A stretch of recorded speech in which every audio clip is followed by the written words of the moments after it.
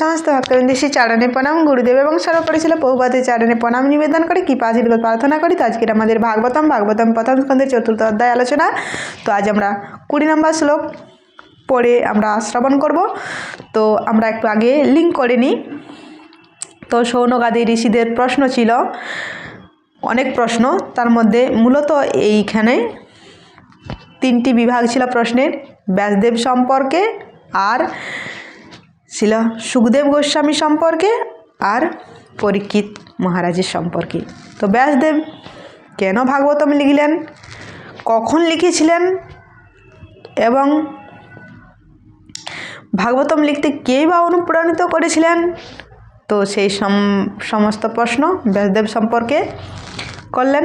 এবং সুখদেব গোস্বামী, তিনি তো ছিলেন মুক্ত পুরুষ, জন্ম থেকে তিনি মুক্ত। তো এই ভাগবতম তিনি পড়ে পরীক্ষিত মহারাজের সবাই তিনি ভাগবতম শোনালেন। তো এই পরীক্ষিত মহারাজের সঙ্গে সাক্ষাৎ হলো কিভাবে জানলেন, তো সেই নিয়ে প্রশ্ন। আর তৃতীয় হচ্ছে পরীক্ষিত মহারাজের সম্পর্কে। পরীক্ষিত মহারাজের জন্মকর্ম অত্যন্ত আশ্চর্যজনক, তার জন্মটা আশ্চর্যজনক এবং কর্ম এবং মৃত্যু আশ্চর্যজনক। তো এই পরীক্ষিত মহারাজ তিনি পৃথিবীর শোষাগড়া পৃথিবীর রাজা ছিলেন। এমন না পাকিস্তান আর ভারত আলাদা আলাদা, না, শোষাগড়া পৃথিবীর রাজা ছিলেন, সম্রাট ছিলেন তিনি। তো সেই মহাভাগবতম পরীক্ষিত মহারাজ, যা কিনা সকলের আশ্রয় ছিল, এমনকি তার রাজ্যের শত্রুরাও তাকে অনেক উপঢৌকন দিয়ে তাকে প্রণাম করতেন। তো সেই পরীক্ষিত মহারাজ কেন সব কিছু রাজ্য ত্যাগ করে তিনি কেন গঙ্গার তীরে গিয়ে উপবাস করে তিনি প্রাণ ত্যাগ করার জন্য গিয়েছিলেন, সেই নিয়ে প্রশ্ন। তো ব্যাসদেবের জন্ম, তো দাপর যুগে ব্যাসদেবের জন্ম, দাপর যুগে প্রারম্ভে ব্যাসদেবের জন্ম। তো তিনি সত্যবতী পুত্র, পরাশর পুত্র সেই ব্যাসদেব। তো তিনি সরস্বতী সামনেই ছিল তার সরস্বতী নদী, সেই সরস্বতী নদীর জলে স্নান করে নিজে পবিত্র হয়ে আচমন আদি করে আসনের উপর উপবিষ্ট হয়ে তিনি কিনা ধ্যানস্থ হলেন। তিনি ধ্যানস্থ হয়ে কি দেখলেন? তিনি দেখলেন যে মানুষের দুর্গতি নেমে এসছে এবং মানুষের অল্প আয়ু হয়ে যাবে। প্রাণায় অল্প আয়ুষ সভ্য কলাস্মি যুগে জনা মন্দ সুমন্দ গতয় মন্দ ভাগ্যা উপদ্রতা, অর্থাৎ মানুষের ভাগ্য হীনা হয়ে যাবে, মানুষের মেধাশক্তি কমে যাবে, মানুষের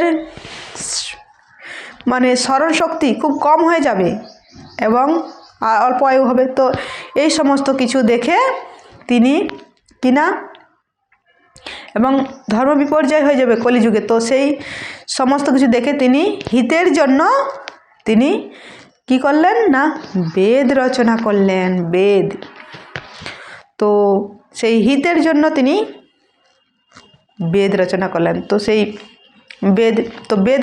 বেদ একটা এমন গ্রন্থ যেটা আমাদেরকে কিন্তু এটাতে বেদ যে একদম সঠিক তথ্য প্রমাণ, এখানে কোনো সন্দেহ করা উচিত নয়।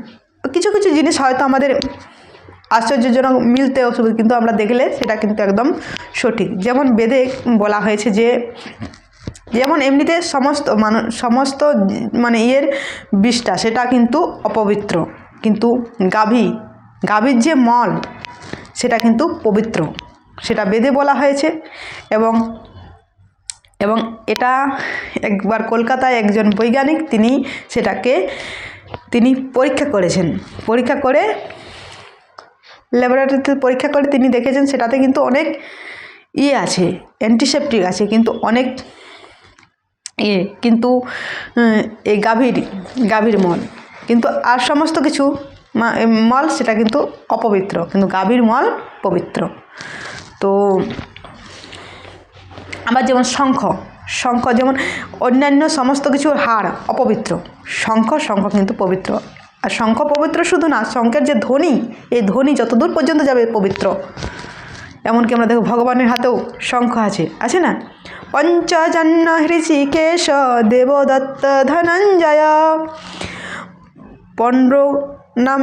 পণ্ডদম্ন মহাশঙ্কা ভীমকর্মাভিকদর, অর্থাৎ ভগবানের হাতেও সেই গীতা এই শ্লোকটা আছে, ভগবানের হাতেও সেই পঞ্চজন্য নামক ঋষিকেশ সে শঙ্খ রয়েছে।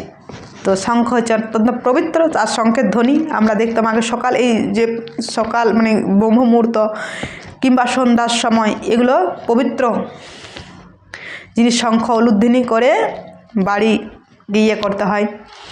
তো সেই কিংবা যখন খুব ভূমিকম্প হয় দেখুন, তখন কিন্তু এই শঙ্খের ধ্বনি দিলে কিন্তু সেটা অমঙ্গল জিনিসগুলো দূরে সরে যায়। এখন তো শঙ্খ বাজানোটা সেটা অনেকেই জানেন না। তো শঙ্খ বাজানোটা খুবই পবিত্র, যতদূর পর্যন্ত ধ্বনি যায় ততদূর পর্যন্ত পবিত্র, মানে অমঙ্গল জিনিস সেগুলো কেটে যায়। শঙ্খের ধ্বনি এতটাই পবিত্র, সেটা বেদে দেওয়া আছে। তো বেদের সেটা আমাদের সন্দেহ করা উচিত নয়, বেদ একদম প্রমাণ সঠিক। এমনকি বেদে এমন জিনিস, বেদের যে সমস্ত এই যে আমাদের জ্ঞান নলেজ সমস্ত কিছু বেদ উৎস, যেমন কলেজ ইউনিভার্সিটি, সেখানে কিন্তু এই যে জিওগ্রাফি সায়েন্স এবং যে ইঞ্জিনিয়ার সমস্ত কিছু বিদ্যা কিন্তু এই বেদ থেকে। বেদ হচ্ছে সমস্ত জ্ঞানের উৎস, এই বেদ সব কিছু বেদ। তো সেই বেদ আবার মানুষ কোথায় কোথায় বলে না যে তোমার বাক্যটা কি একবার বেদে বাক্য যে মানতে হবে, মানে বেদ একদম সঠিক। তো বেদ বাক্য এরকম বলেই মানুষ আর কি প্রমাণ করবে, একদম সঠিক বাক্য, সেটাতে সন্দেহ করা উচিত নয়। সেটা আমরা কাল দেখলাম যে শিল প্রভুপাদ সেটা লিখেছেন, যেটা সন্দেহ করা উচিত নয় তাৎপর্যে। তো আজকে আমরা শ্লোকে আসবো, আমাদের সময়ও চলে যাচ্ছে। শ্লোক নাম্বার আপনারা দেখুন 20 নাম্বার শ্লোক।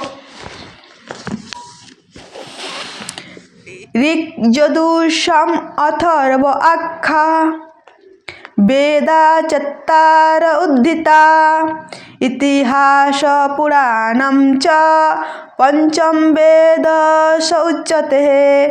অনুবাদ: জ্ঞানের আদি উৎস বেদকে 4টি বিভাগে ভাগ করা হয়েছে, কিন্তু ঐতিহাসিক তথ্য এই পুরাণ উল্লেখিত সত্য ঘটনার বর্ণনাগুলিকে পঞ্চম বেদ বলে বর্ণনা করা হয়েছে। তো এর আগের শ্লোকে দেখলাম বেদ প্রথমে একটাই ছিল, তো সেটা 4 ভাগে বিভক্ত করলেন। একটা বেদ একজনের দ্বারা মানে একজনে পড়া সম্ভব হয়ে উঠবে না, তাই বেদকে 4 ভাগ করলেন: ঋক, সাম, যজুঃ ও অথর্ব। তো এই 4 জনকে এই ব্যাসদেব তার সুযোগ্য শিষ্যকে পড়াবেন। তো